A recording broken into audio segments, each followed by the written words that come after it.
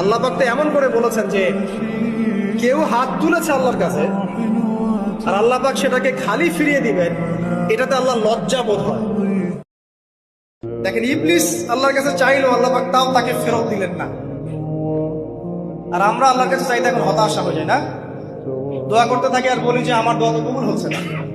আর ইবলিস একটা জিনিস চাইলো, আল্লাহ পাক বললেন ক্বালা ইন্নাকা মিনাল মুনজারিন, যাও তুমি অবকাশ প্রাপ্তদের একজন, তোমাকে অবকাশ দেয়া হলো। এক কথায় তোমার দোয়া কবুল করা হয়েছে, তোমার অবকাশ তোমাকে দেয়া হলো। কারণ আল্লাহ পাক এটা পরীক্ষা করবেন ইবলিসকে দিয়ে, মানুষ জাতিকে।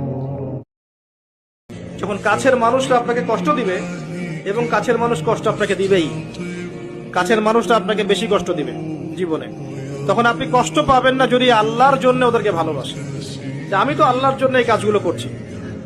তারা শুকরিয়া আদায় করলেই বাকি, আর না করলেই বাকি। আল্লাহ থেকে এসেছি, আল্লাহ ফিরে যাব, একাই, কেউ নাই সাথে। এই মৌতের ফিকিরটা কলবটাকে জীবিত করবে ইনশাআল্লাহ, নরম করবে ইনশাআল্লাহ। দেখবেন দুনিয়া আপনার কাছে ভালো লাগবে না, দুনিয়ার বিষয়গুলো প্রয়োজন মনে হবে, জাস্ট প্রয়োজন।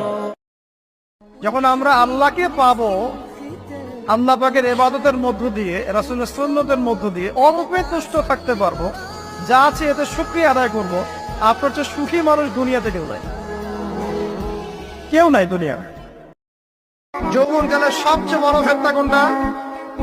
চরিত্র ঠিক রাখা। কোনটা? কথা বুঝতে পারছেন না? এই তো সবাই যুবক, যৌবনকালের সবচেয়ে বেশি সমস্যা হয় কিসে? চোখে। কিসে? চোখে, লজ্জাস্থানে, চোখে, চরিত্রে। এটা স্বাভাবিক।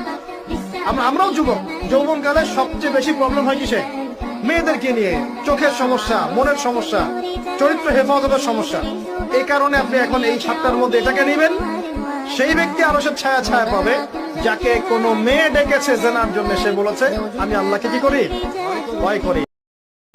যে যত পাপ করেছে জীবনে, যদি একটা বার কেউ যদি আল্লাহ পাককে মন থেকে ডাকে, চোখ দিয়ে ঝরঝর করে পানি পড়ে, আল্লাহ পাককে বলে, সেজদায় গিয়ে পড়ে আল্লাহকে বলে রব্বিক ফিরলি, আল্লাহ আমাকে মাফ করে দাও, তার মনের মধ্যে যদি সততা থাকে, মন থেকে যদি সেই কথাটা বলে থাকে, আল্লাহ পাক শুধু তাকে ক্ষমাই করবেন না, তার সমস্ত গুনাহগুলোকে আল্লাহ নেকি দিয়ে পরিবর্তন করে দিবেন।